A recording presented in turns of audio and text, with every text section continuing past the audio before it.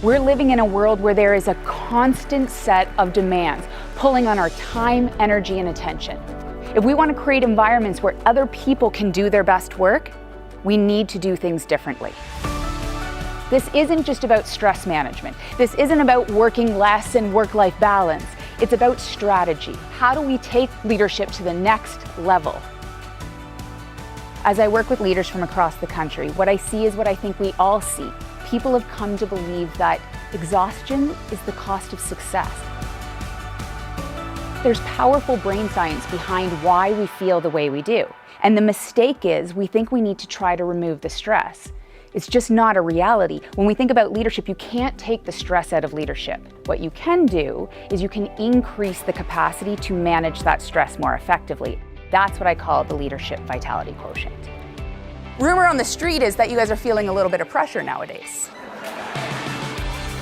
So we're going to look at how do we increase our leadership impact by increasing this vitality quotient, because it makes all the other pieces come to life in a much more effective way.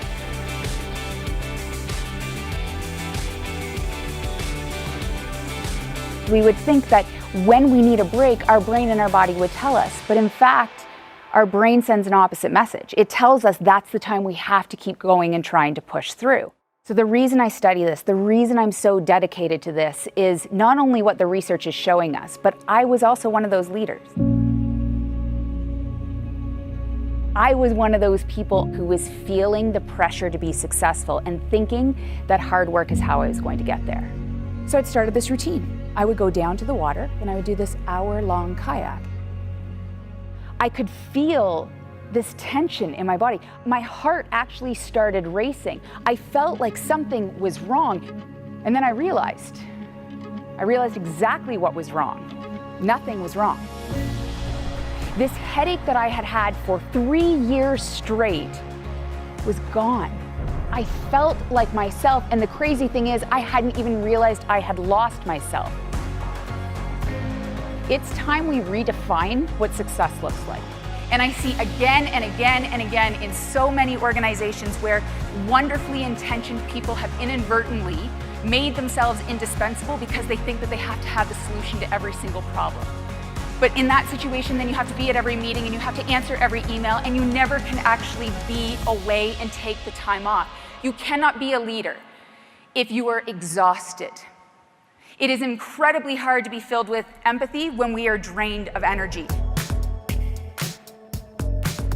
There are 3 core components that we need to include. Number 1 is our business intelligence. Like, we need experience and expertise. There's no doubt about it. What we know matters. The second piece is how we do that work, our emotional intelligence, how we execute through others. When things are going well, our intentions and our impact are aligned, and that's great.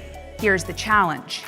When we are working in that pressure environment, where deadlines are occurring, when we're hungry, does anybody notice? Does anyone else's behavior change when you're hungry? And the piece that people are missing is the vitality quotient. And what that does is it creates the energy and resilience to power the other 2. So what's amazing is that organizations have a distinct competitive advantage when they recognize that it's all 3 of these that fuel leaders, that move exhausted leaders to exceptional leaders. If we want to bring the very best of what we have to the table, if we want to do that day after day, if we want to create an environment where other people can do the exact same thing, then the strategies of yesterday are not going to be enough for today. When people have more fuel to power their experience, their expertise, and their emotional intelligence, they're able to create an environment where creativity is shown, where people are able to manage the change that seems never ending. I would like every single one of you to allow yourself to be the leader that you can be. And if you are going to commit yourself to building this vitality factor, I can guarantee that will be your defining competitive advantage.